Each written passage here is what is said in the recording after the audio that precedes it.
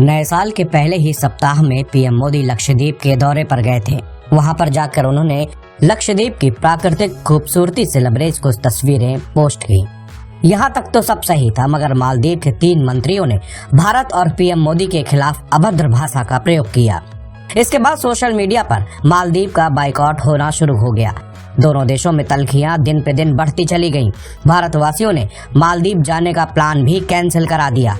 इसी दौरान मालदीव के राष्ट्रपति मोहम्मद मुइज़्ज़ू चीन यात्रा पर रवाना हुए। मुइज़्ज़ू 13 जनवरी को वहां से लौटे और इसके बाद उनके सुर भी बदले बदले दिखे। मुइज़्ज़ू सरकार ने भारत को अल्टीमेटम देते हुए कहा कि 15 मार्च तक अपने सैनिकों को मालदीव से हटा लें।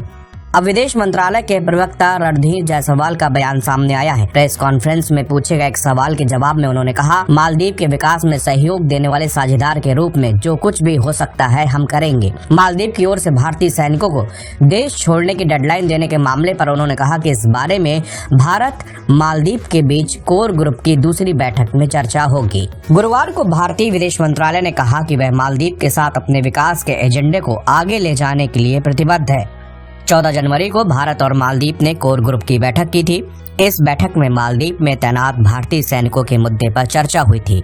ये सैनिक भारत की ओर से मालदीव को दिए गए जहाजों की मेंटेनेंस और उसकी देखभाल के लिए तैनात किए गए हैं।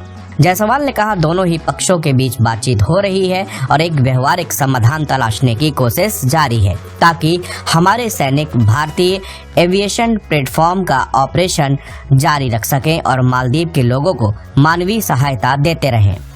कोर ग्रुप की अगली बैठक भारत में होगी, जिसमें इस बातचीत को आगे लेकर जाएंगे। हालांकि ये बैठक कब होगी, इस तारीख को लेकर कोई जानकारी नहीं दी गई। मालदीव में भारतीय सैन्य कर्मियों को हटाना मालदीव के राष्ट्रपति मोहम्मद मुइज़्ज़ू की चुनावी प्रतिज्ञा थी। उन्होंने पिछले साल नवंबर में भारत समर्थक इब्राहिम मोहम्मद सोलिह को एक कड़े मुकाबले में हराया था। मुइज़्ज़ू का चुनावी अभियान इंडिया आउट कैंपेन पर केंद्रित था।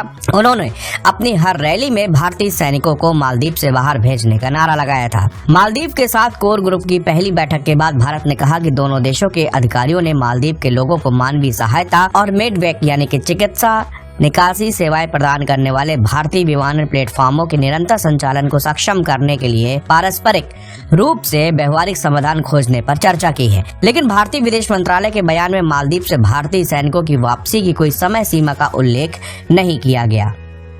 मुइज़्ज़ू जब चीन से लौटे तो भारत के प्रति उनका लहजा काफी सख्त था। ऐसा लग रहा था जैसे चीन ने उन्हें सिखा पढ़ाकर मालदीव वापस भेजा था।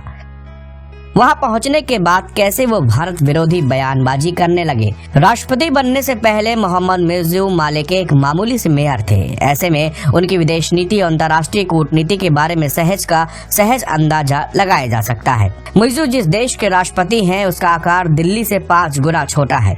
कुल आबादी महज 5.25 लाख के आसपास है। ऐसे में मुइज़्ज़ू ने मालदीव लौटते ही भारत के खिलाफ किसी छुड़बैये गुंडे की तरह बोलना शुरू कर दिया था। एनबीटी ऑनलाइन की रिपोर्ट।